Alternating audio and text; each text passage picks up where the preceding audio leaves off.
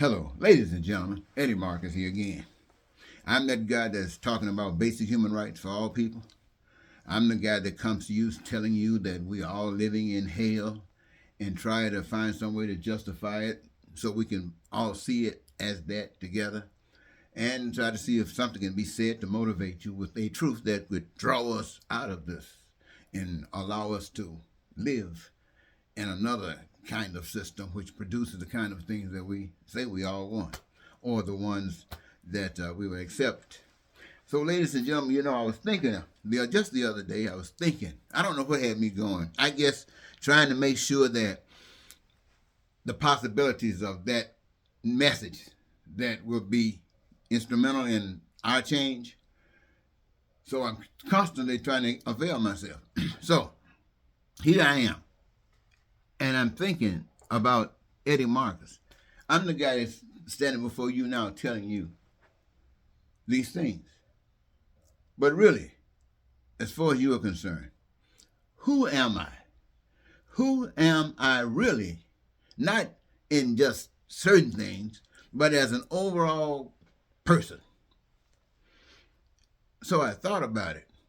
And I decided to the Spirit was leading me to think about it in a different kind of way. I thought about myself when I was a child. And I saw my situation in life as a child. And it was wonderful, I guess. But I saw myself maybe like in elementary school. And I saw a couple of things that I did in elementary school that were not something that I was proud of because I was sneaking. I was doing something I wasn't supposed to do. And I grew up in the church, or growing up in the church, so I'm basically violating the rules.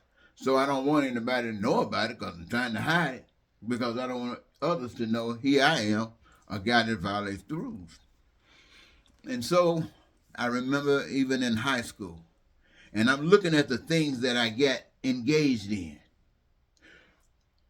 And see, the kinds of things that I want to say to you.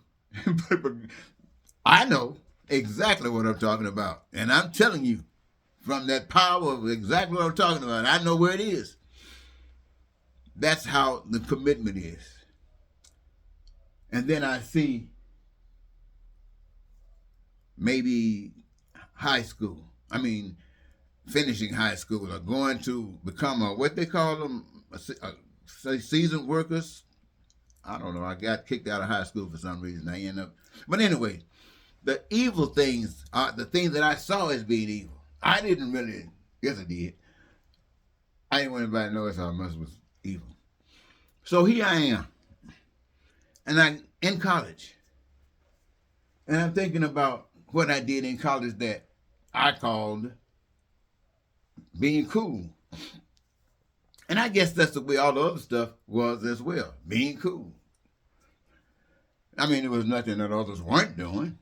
Finally, I got a chance to participate a little bit too. So then, let's say, after college, I'm thinking about, right now, ladies and gentlemen, I'm not talking about the good times, because we all have good times.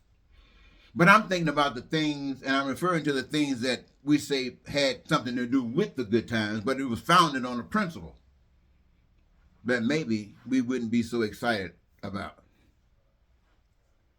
Then I'm thinking about how I lived that life. Then when that life kind of ended and I'm in the military, I'm seeing, what I'm seeing, ladies and gentlemen, is the kind of things that I started doing that I can identify with from that day to this very day. I never look at it like that. Time passed, you forget all that stuff. But here at this particular moment, I'm seeing it all. Like a canvas there. And I'm looking at my whole basic messed up part of the life. I'm not seeing the good part now. I'm just looking at the messed up part of the life.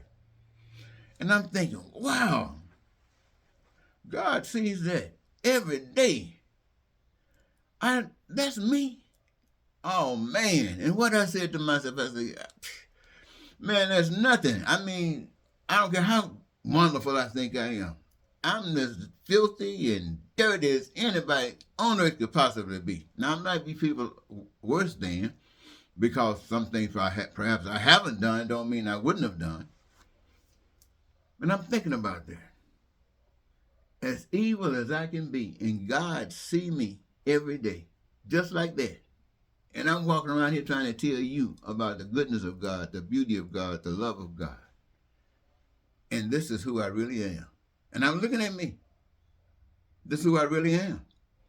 But then, ladies and gentlemen, at the same time, when I recognize that to myself, I realize, hey, that is me, but I hadn't seen me like that.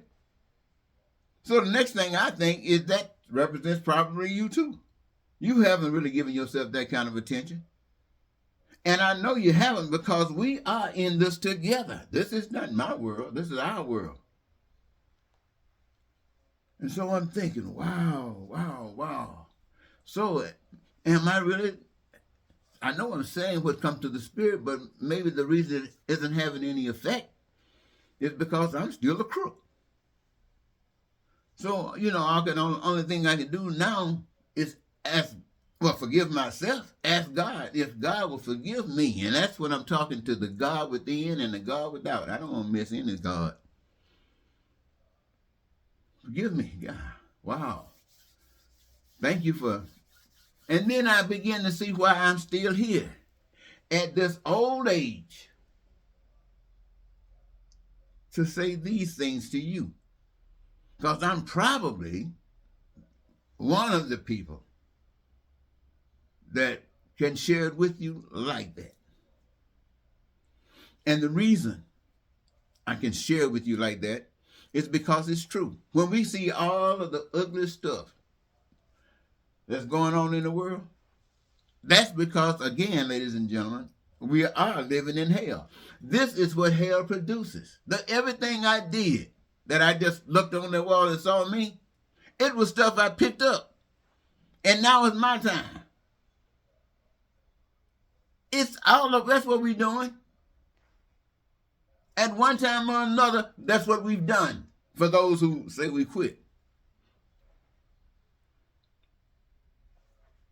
So, this is hell is constant. But somebody said that Jesus came, black Jesus, not the white Jesus, because we were taught that the white Jesus, well, they told us he came to set the captives free. But we, with our own eyes, we saw what was going on. We wouldn't set the captives free. We were being abused. The captives were being abused. The captives were turned into slaves. And Jesus, white, the way they pointed him on was all right. Now, I'm just saying these things, ladies and gentlemen, because it's part of hell. Now you hear stuff about a lot of black Jesuses.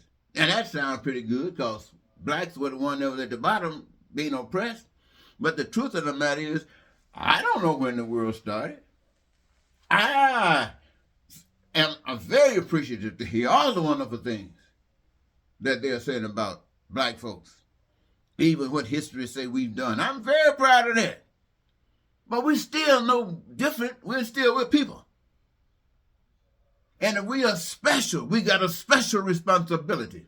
If we are special, if we know God and have that relationship with God, we can't take it away. If you just see it, if it's like that, then it will have a positive effect wherever we are.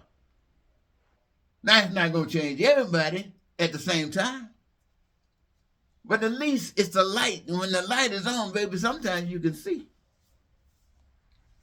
So what I'm saying to everybody, wherever you are, that power that made the world and gave it to us because we own it, and it didn't cost us anything. We were just born into it. And all of the resources necessary to do the things that are being done naturally, and those resources that are available to us to do those things that are more specifically for us, free. What is that telling us? Freedom, my friends. Everything belongs to the master. And even our actions toward one another is to reflect the same kind of thing from the master. And what is the master teaching us? That food and clothing and shelter and education and all of the things that we determine are essential for excitement of life. It comes because you and I, each one of us, find something that we love and we engage ourselves in it. We participate in it. We play a part in life. And when we're doing what we love, God grants us with joy.